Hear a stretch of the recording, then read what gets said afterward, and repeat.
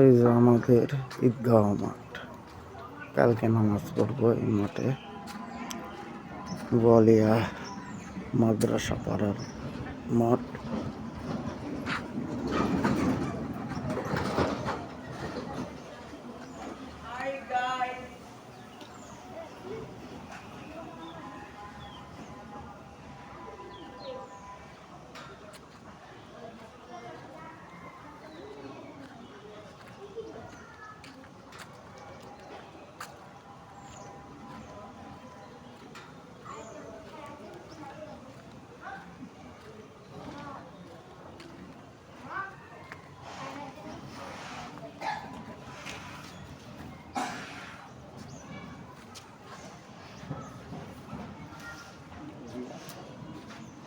এই যে এজাউল বরাব্বা, এই মাঠের সব কাজকর্ম তো এই লোকটাই করে, আপনারা সবাই জানেন।